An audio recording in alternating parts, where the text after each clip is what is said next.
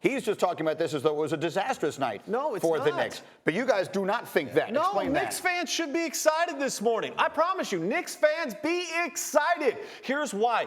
RJ Barrett was the guy a year ago this time that we all thought was a lock to be the #1 overall pick. Yeah. He's the first player since LeBron James to sweep every National High School Player of the Year honor. He went and put in numbers that we haven't seen in 25 years at Duke as a freshman. When you look at his points, his rebounds, and his assists total, he is going to be an all-star. At worst case scenario, you're drafting an all-star. Yeah. And to Stephen A's point, like they were going to move the pick to get Anthony Davis. You still can do that. Yeah. You still have the opportunity to do that. You couple that with the Mavericks pick, maybe move a Kevin Knox, and all of a sudden you put him involved in this trade and you get RJ Barrett. They're still going to be willing to look at least at that to move Anthony Davis. What do you think? And I'm very optimistic for the Knicks. And all you Knicks fans that I see walking in the streets, it's okay. Because if you can get Anthony Davis by June 20th, you have Kevin Durant, you have Kyrie Irving, both looking at Anthony Davis, and your situation now becomes more attractive. Yeah, June 20th is the date of the actual draft. People acted like last night was the draft. Yeah. Last night was the lottery. The draft itself is June 20th, to the point that DJ is making. And I just want to make sure what you're saying is 100% clear to everyone.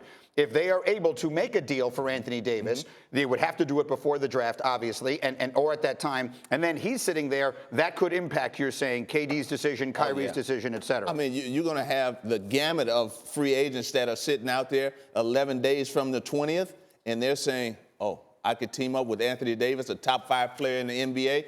I'm going to try it. And that puts the Knicks right back in contention. Okay, but to even be to your point, though, on playing with Anthony Davis, which is 100% correct, I think the lure of playing with an RJ Barrett is also there, too. A complimentary young player to what could be 2 max contracts coming in with a skilled wing, I think is also appealing, because at that point in time, if you're not making a trade, you still have Knox. And then you'd have Barrett. And then you could get a KD. And you could get a Kyrie Irving. And now all of a sudden, again, the Knicks are in a good position here.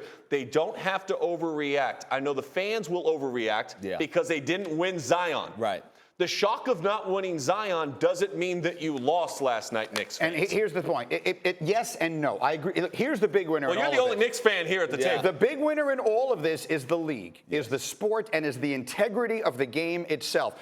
The Knicks didn't want everyone to know that they had a 60% chance to end up with the 4th or 5th pick last night. They beat the odds. They did better than they should have expected to do, because they tanked in a season when the NBA has made tanking a thing of the past. So that's on the Knicks and their organization. They got another one wrong. The league got this right. This is the beginning of the end of tanking as we know it, and tanking has been the worst thing in the sport. So I do not think this was a terrible night for the Knicks. It was a great night on the other coast for the Lakers. The Lakers moved all the way up. Again, the Knicks had no expectation of doing any better, but the Lakers were supposed to pick 11th. They wound up picking all the way up at 4th, and so that is a big moment for that man, the general manager, Rob Pelinka, who said afterward, "This is a powerful asset for us. We owe a commitment to our fans to have an outstanding season next year.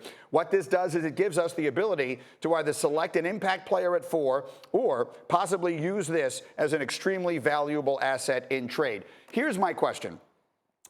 I think that the conventional wisdom going into this draft is that there were 3 players at the top, and then there's a precipitous drop-off to number 4. The Lakers, meanwhile, have better other pieces. So, again, the Knicks are 3, the Lakers are 4. The Knicks pick is much better. Yes. But the Lakers have much better complementary pieces they can send to New Orleans than the Knicks. Without question. So my question is, which team right now do you think can put together the more attractive offer for David Griffin and the Pelicans for Anthony Davis, the Knicks or the Lakers? I'm going to say the New York Knicks, because that 3 pick is valuable, because this is a draft that is top heavy, and I think after 3, the talent falls off. It falls off, but it's not a cliff.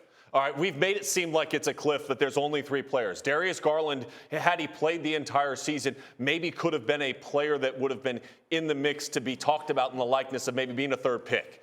I think the Lakers, because of proven commodities, If you take the Knicks offer, you're essentially taking RJ Barrett and believing that, like I do, that he's going to be an all-star, and then your hope is that the Mavericks pick will be good a season from now. If you take what the Lakers have to offer, you know what you're going to be able to get at 4, and you also have seen what you could get from a Kyle Kuzma, or you can get from a Brandon Ingram to complement what you're going to get out of Zion Williamson. So these could be the things that are being weighed as we go forward.